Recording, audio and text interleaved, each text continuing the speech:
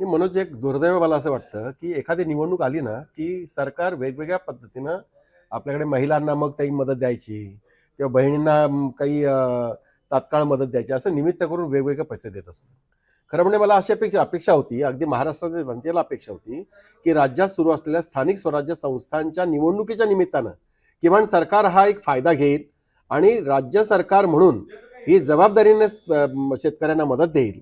केंद्रातली मदत लवकरात लवकर मिळवण्याचा प्रयत्न करेल. कारण आता तो आपण पाहिलंय बिहारमध्ये महिलांसाठी 10,000 रुपयाचं पॅकेज प्रत्येक महिलेला दिलं गेलं.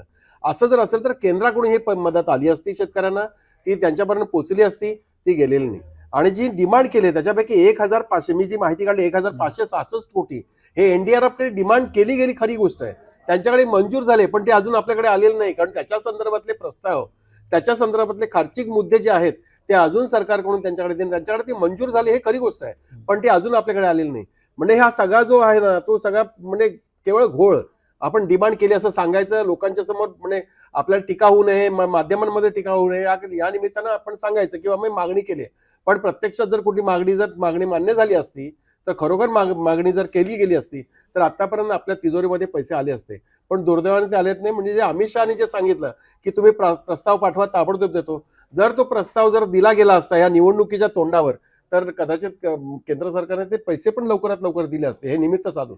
पण तेही केलेलं नाही. पण बघा, म्हणजे कसं असतं की आज आपण म्हणजे शेतकऱ्यांच्या जखमा अजूनही तशाच आहेत. हो. त्यांचं नुकसान कुठल्याही पुरामध्ये जेव्हा माणूस उद्ध्वस्त होतो, शेतकरी उद्ध्वस्त होतो, तेव्हा वर्षभर 2-3 वर्ष त्या नुकसान म्हणजे नुकसानीतून तो बाहेर येऊ शकत नाही. आपण विसरतो कारण आता राज्याचं राजकारण हे सगळं निवडणुकींनी ढवळून निघालं. पुन्हा आता महानगरपालिका आणि जिल्हा परिषदेच्या निवडणुका होतील.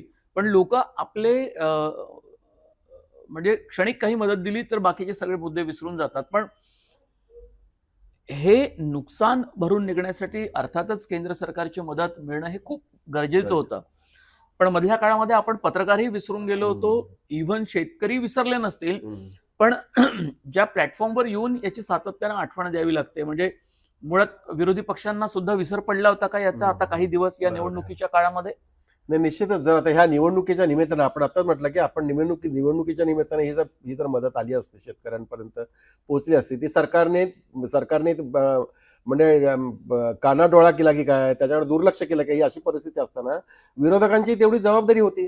ही केंद्राची जर मदत जर मिळत नसेल, अजून मिळाली नसेल, तर आपण किमान प्रचारामध्ये तो मुद्दा घेतो, की शेतकऱ्यांना मदत आता अजूनपर्यंत 3 महिने झाले अजून मिळालेली नाही. केंद्राकडे मागणी केली की नाही याचा काही कोणाला ठाव ठिकाण नाहीये.